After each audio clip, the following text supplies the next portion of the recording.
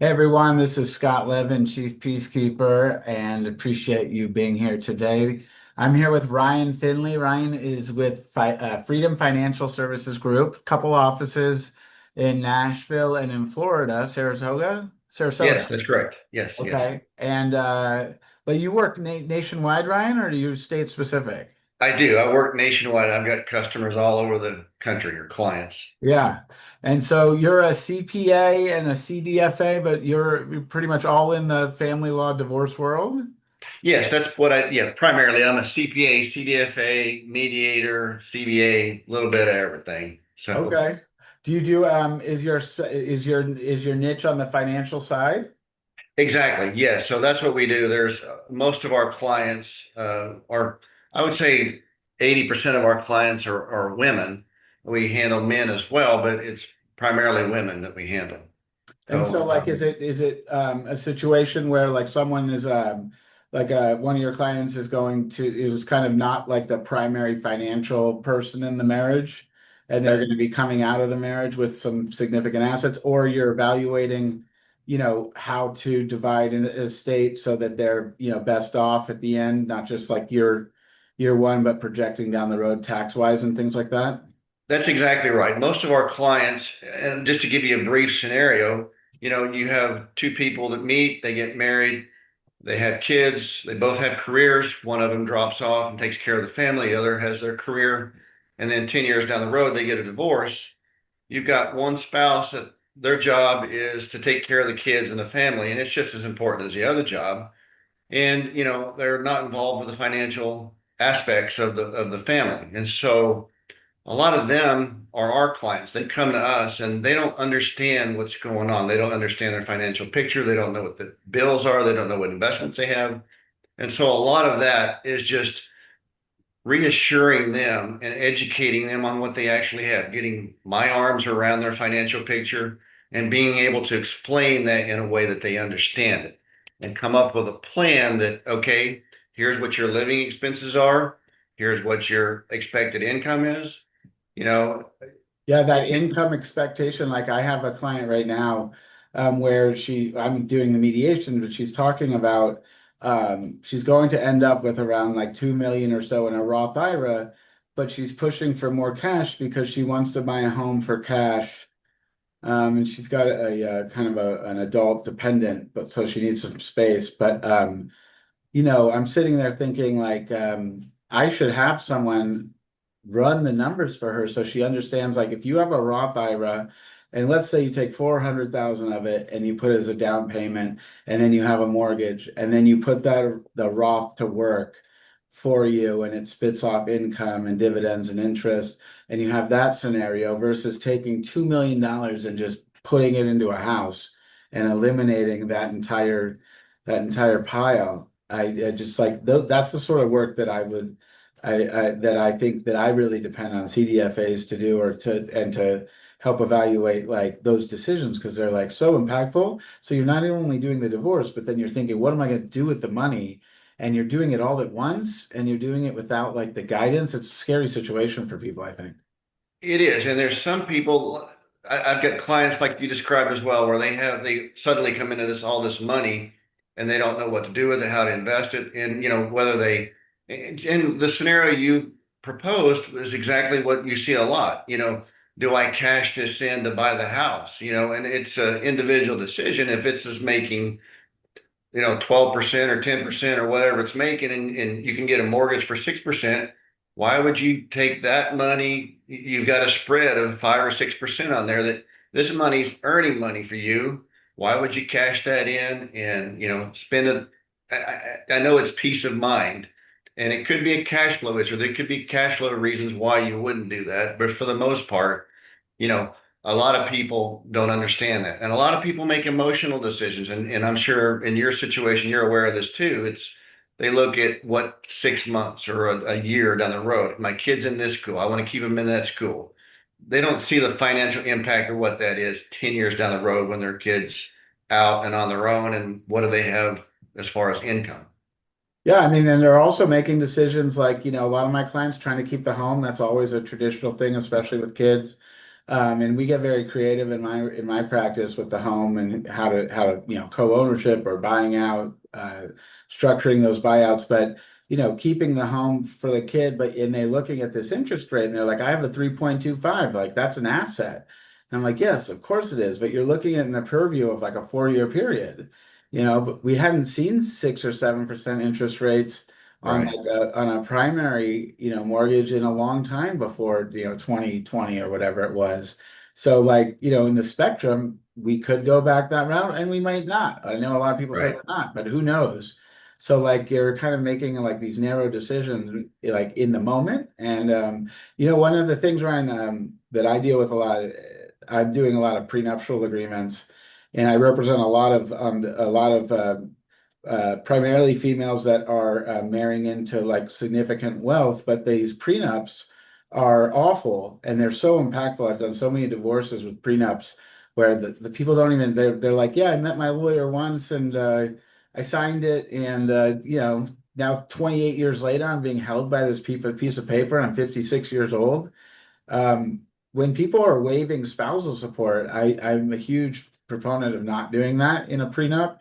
But I wonder, like, are you able to project, like, is there a mathematical, like, process or calculation where you can show somebody, like, here, look, this is what, like, a waiver of spousal support could mean to your lifestyle in the future?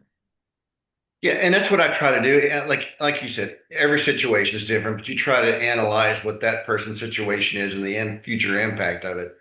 I've had some cases where they get married, they've got a trust, and their spouse is trying to convince them that we're going to be married forever. Just put my name on it or put some of that in here, and it's like it's like a premarital. That's separate property for now, but the minute you commingle that, it's not. And Gone. so a lot of my advice to them is just, let's think about this first, that you can pull money in, but you can't move money back and forth, so it's just, In it's, your practice in CPA, do you have clients that most of your clients hire you together or if you have like traditional CPA work? And is there a scenario where you've had one saying, hey, like, let's just, put that in, why don't you take 600,000 of that inheritance and put it in our joint account? We'll buy a house with it. And is there a scenario where you're like cautioning that person or explaining the repercussions of that work? Is that something that you have to deal with? I'm seeing more of it with my divorce work though, just as, people kind of explaining to them the difference between separate property and marital property. People think that this is what I had going into the marriage, even though, I bought my house and I put her name on it, but I made the down payment. They're thinking that the down payment's separate property, and it's not. It's marital property because it's commingled and that spouse is on the title.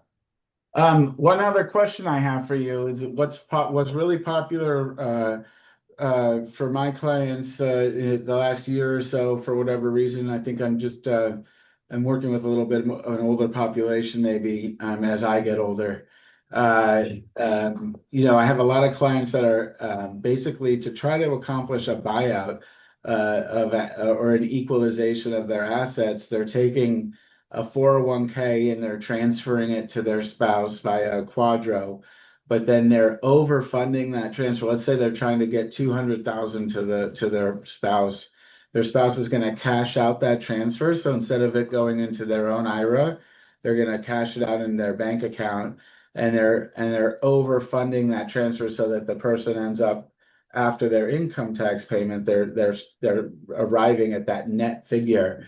Do you have Okay. any advice or custom like is that if you I know it's hard, again, it's a specific to each individual case, of course, but like is in general, are you a fan or does it concern you when someone is doing that cash out process during the quadro? It concerns me because, like you said, during mediations and allocation of assets, you're trying to get it equitable. And $100,000 in an IRA account doesn't equal $100,000 cash for what you mentioned there, because there is a tax effect and a penalty if they're not 59 and a half. So yeah, we do see that quite a bit, and we do advise on that. But I'm more of a fan of making things equal. This cash equals this cash, this investment equals this investment.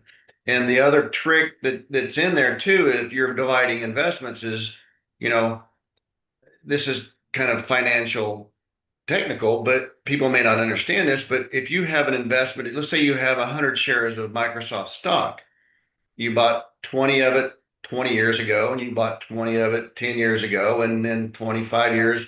And so that stock's not the same. You've got a different basis in this stock versus this stock. So if I give you the stuff that I bought a long time ago, you're going to have a huge capital gain that you're going to have to recognize when you sell that stock. So I'm a big proponent of one for you, one for me. If there's 10, 20 that were bought then, I get 10, you get 10. So that's Yeah. more of a Divide all the lots equalization. equally. Yeah, that's really important. All the lots have to be, and you have to have the settlement agreement written by somebody that knows what they're doing because you're directing Vanguard or Fidelity through the settlement agreement how to do that division. And if one spouse is, if the spouse that's getting, those half the transfer of those assets is setting up at Schwab, but it's the assets are at Vanguard. Well, Vanguard is naturally like, they're essentially their client is the one staying at Vanguard, not the one that's sending the money Yeah, to Schwab. And not yeah. to say that they would intentionally do anything, but if they're not being directed specifically to divide every equity, every lot equally, then you end up with a potential, problem. And everyone, the reason that we started this conversation, kind of just jumping in, is because my goal was to illustrate several different examples of how, Ryan helps people, how he can help people. There's so much complexity, but at the same time, divorce, and I don't know if you share this opinion, Ryan. I say it all the time, it doesn't have to be as complicated as the internet makes it seem to be. You just have to form a team, and that team has to be consist of people that can actually help and make your decisions simpler and easier. And I certainly think Ryan is able to do that. Do you want to let people know where they can kind of connect with you? Yes, the best way to reach me, and I completely agree with what you said, Scott. That's my philosophy as well. It doesn't have to be complicated. But it's a math problem that you have to solve, and you need a financial person to help you solve this math. Divorce is about dividing assets and children and different things, but it's a big math problem. It is a But math people can problem. reach me via my website. It's www.freedomfsg.com. And if there's a schedule a consultation tab on there, and if they'll click on that and fill out the form, then I'll reach back out to them. Be glad to. Awesome. Well, thanks so much for joining us, and we'll see you guys soon. All right. Thanks, Scott.